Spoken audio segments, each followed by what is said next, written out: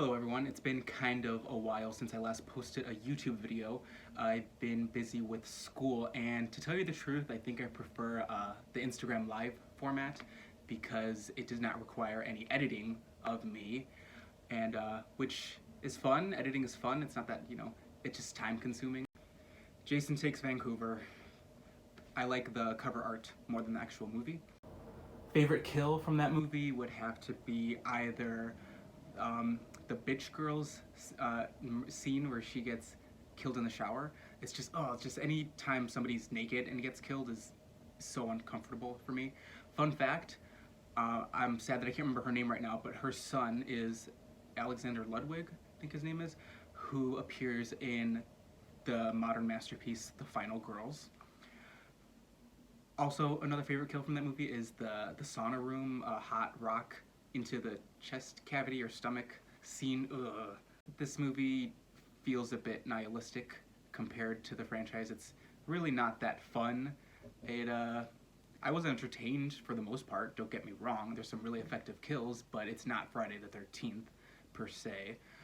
And I think my favorite kill is Danielle Panabaker's death scene, because it was one I genuinely did not expect it. I don't think really any of us expected that. It's such a weird fucking movie, but I respect it 1,000 times over for trying something different than, what a lot of other horror sequels do, especially Part 8. So I can't help but rank this a bit higher than the other movies. It just sucks because this movie gets such a bad rap, and I don't think a lot of it is deserved. The director is such a cool dude. If you've watched the special features on this Blu-ray, or I participated in a watch-along with him included via Zoom not too long ago, and the guy was talking the entire time. You can tell he's incredibly passionate about his film and horror in general. Favorite kill from Part 9 has to be the sleeping bag kill. I rewound many a times for my VHS copy, because those special effects were just too impressive. I had to watch it over and over and over again. I think nostalgia is getting me hardcore with this one. I remember watching it as a kid and just knowing, even more so than the other entries in the franchise, that I was watching something I should not be watching. So it's seedy, it's grimy, but it's got some crazy kills. I think my favorite kill is the garden shears. Jason X is next.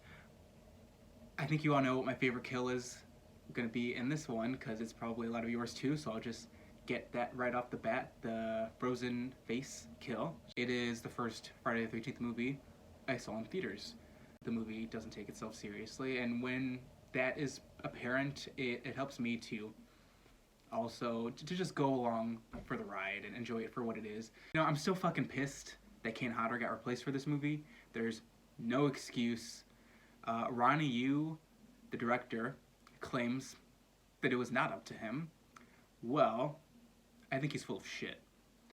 I think that they were trying to please everybody, and in effect, they made a movie that was fun for the time it came out, but it does not have much lasting power.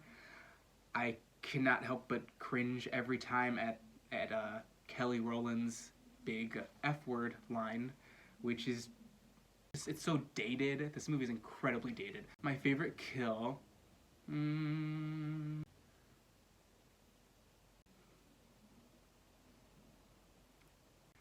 favorite kill is the sandwich scene.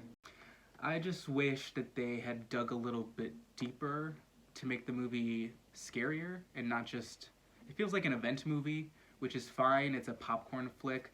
I just wanted something that, leaves me with some kind of feeling of being disturbed, or there wasn't much of that. New Blood, it's a lot of fun. I mean, you can't deny the fun, the appeal of Jason versus Carrie, but it becomes all the more clear when you watch the special features for this movie just how fucking neutered this movie is. I cannot even believe, it hurts my soul to watch this G-rated version of what we could have gotten with this film. Fuck you, MPAA. I know you're not watching this, but I'm in the 0.001% chance that someone who worked in the MPAA is watching this. fuck you. I also love that this is also known as Friday the 13th because pretty much every male cast member was gay, and there were probably orgies going on after shooting was done, and that's cool. Favorite kill? Probably Melissa's. It's just, I mean, it's fun to watch her die. She was a likable bitch. When I was a kid, this was just not my favorite at all. I think it's because the teens were not as appealing to me as much as compared to the first three entries. I still don't find Trish to be an incredibly awesome final girl. She's just kind of there. But I see why this movie's reputation is so positive. Tommy's a great sort of avatar character for the horror nerds, and it's the first movie in the franchise that has a bit of actual style. I like this movie a lot. Also, especially because of Crispin Glover, who's just endlessly entertaining in his role. He has my favorite kill in the movie, the corkscrew kill. Just awesome. I bought my boyfriend a PlayStation VR for Christmas, and I didn't know that an added benefit of that is that you can watch 3D movies with it. So I haven't watched the whole thing yet, but I popped this in first just to watch the credits, and awesome. In third place, we've got good old OG Friday the 13th, which holds up very well as a murder mystery, and its restraint, I think, works in its favor. Once, the killer is revealed, and it just becomes incredibly harrowing. And Alice Adrian did such a great job in the role. One of my favorite final girls, for sure. That brings us to only two choices. Let's see who can guess which one I think is the best Friday the 13th movie. You are correct. It is the best Friday the 13th movie, or, it's my favorite of the franchise. But first, we should talk about 6, which is the second best. It's a pretty close tie between the two. They're both so awesome. Honestly, what pushes 2 over the edge is that it's got Ginny, and I can't help but prefer a female protagonist, and that girl really goes through hell in that movie. Oh, man, good stuff. But, okay, so Jason Lives is amazing. It's the most tongue-in-cheek entry of the franchise. You can tell they're just having fun with it. It's been pointed out how it was Scream before Scream. It knew its audience, it knew the tropes, and so rather than just repeat the same formula, this movie has an identity all its own, and I especially love the way it starts with just these beautiful establishing shots.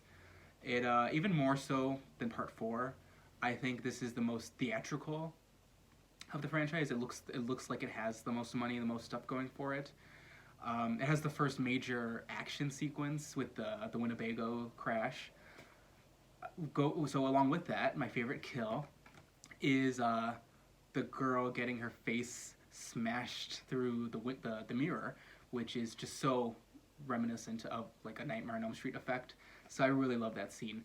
And Tom Matthews. Tom Matthews. The definitive Tommy Jarvis. Sorry, religious dude from Part 5. Sorry, Corey Feldman. Yeah, Tom Matthews. Nothing will ever top Part 2. Ginny is amazing. Amy Steele provides the character with just the right amount of spunkiness and assertiveness and warmth that you would want in your final girl. So it just becomes so easy to root for her and to be invested in whether she lives or dies.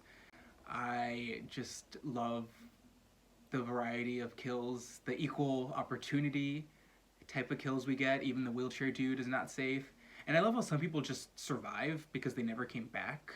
Like, that doesn't happen enough in horror movies. People just not being around, and that's simply why they didn't die. But yeah, I think that's enough ranting and raving for one session. Thank you all for tuning in and sticking through my mostly unorganized thoughts.